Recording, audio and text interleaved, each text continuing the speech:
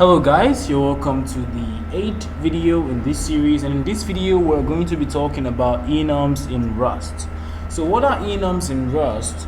Enums are simply a data structure that contains different variants of related data. So what exactly does this mean? You can think of this as something like an array of data or like an array list of data, but it's actually much better. So an enum allows you to enumerate some sort of type. So take for example, we have a month structure. So we have a month. So a month usually has January in it. January is a month, February is a month, and like that. So we have a bunch of we have 12 months in a year, and you can represent a month as an enum in Rust. So this is an enumeration of related data. These are different variants of the same kind of data. January is a month, February is a month, March and April, and what have you. And that's exactly what is represented by enums. So enums allow you to enumerate data that have different variants. All right. So let me give you an example of what I'm trying to say. So say we want to write a program that allows us to get allows us to fetch names from a user.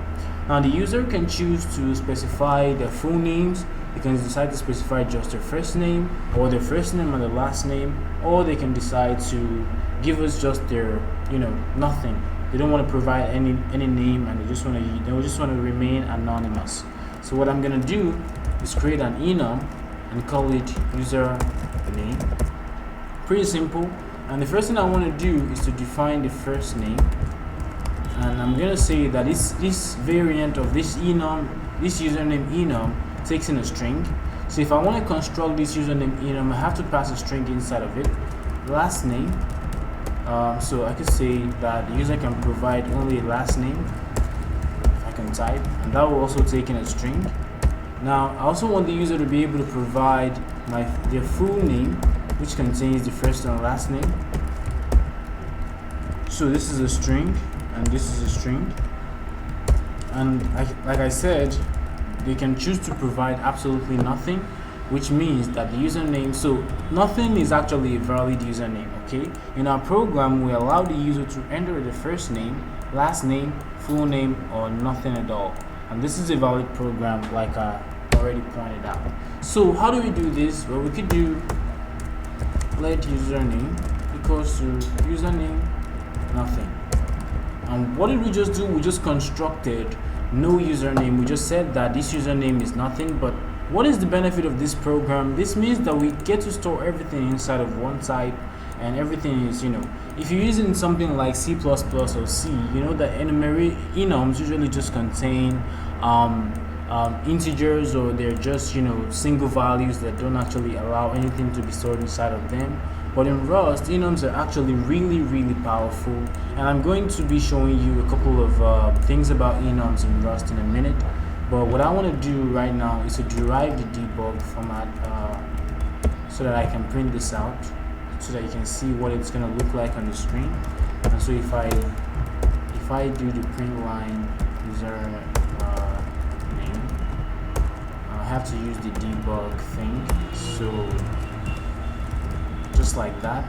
And now if I do cargo run, you should be able to see the results right here, and you see his username is just nothing. That's exactly what we have here. So if I decide to change this to a first name, this is a valid username, so I can pass in a string from Debugging, because that's my first name. And now I want to run this program again, and you're gonna see that it's gonna print out first name, and it's gonna say Debugging, right? Just like that. Now you might be wondering how useful this actually is. All right, now this is actually useful in a lot of cases. So for example, we could do something like fetch name. So maybe we wanted to fetch some sort of name from a database. We want to fetch name from the database for some reason, and we want to return a username. Now we could return username nothing, just like that. That could be our we could choose to do that. Return username nothing in the program, and once we fetch the name, that's exactly what we're gonna get, just like that. And now this is useful for errors.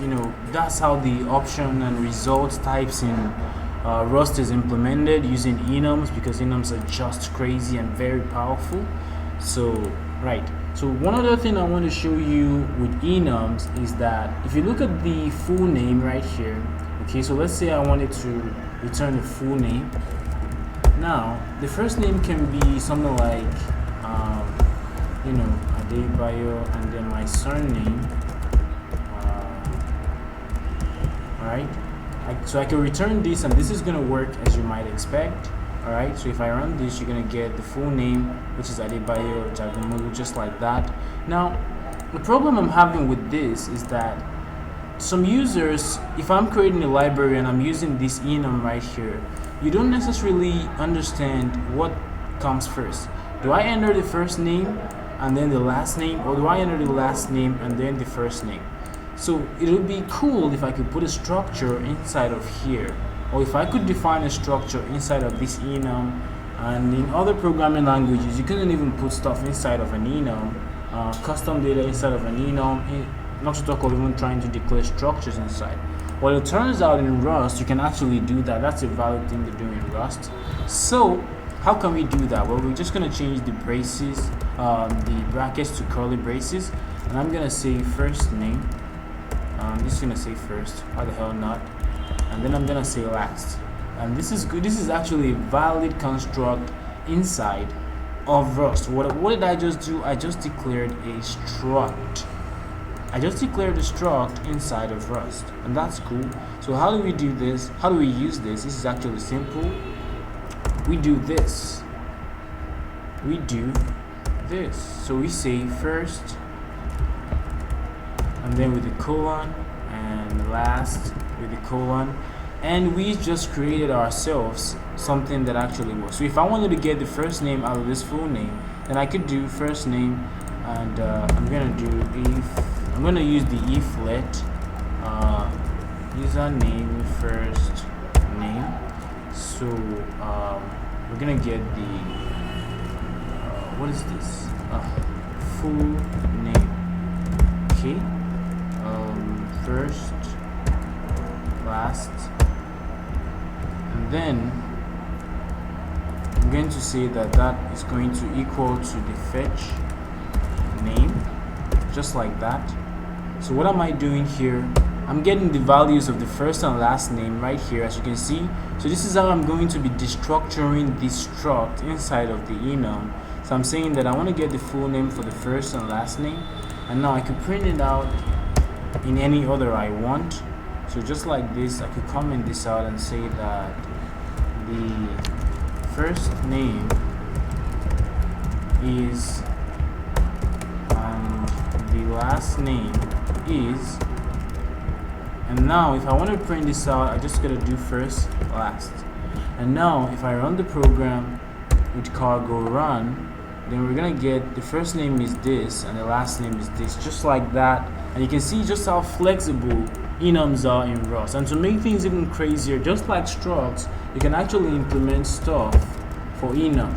So you can implement username, for example, and you can say is nothing, for example. So if we wanted to find out whether whatever we get is nothing, all right, so we could return a boolean here, and then we could do something like match self, and then we could do nothing, self nothing. Okay, so if it's nothing, then we want to return false, true, all right, and then if it's not, then we want to return, of course, false. And that's basically what we want to do, and we're done with this program right here. And if we wanted to check if this actually works, so what we could do is to just get the fetch name. I'm going to use this and say it doesn't matter if I use debug or not, but is nothing. So what this is going to let me do is to run this program, and you're going to see that now you see it's false. The reason it's false is because this is not nothing. So if I decide to return nothing at this point, this is going to work, because if I run the program, then you're going to get true, because why? This is actually nothing. And you can see here username is true.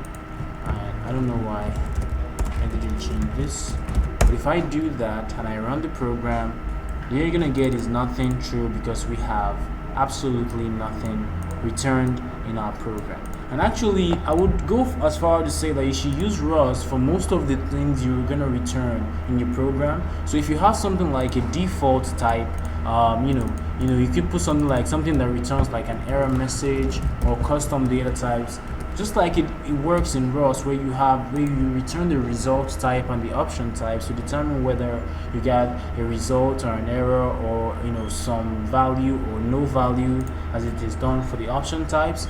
Then I would suggest that you use the enums in your programs a lot, because they're really going to help you have better structure for your program, and they're going to make your programs more readable and more sensible with proper error handling. Anyways, that'll be the end for this video, and we'll see you guys in the next one. Bye bye.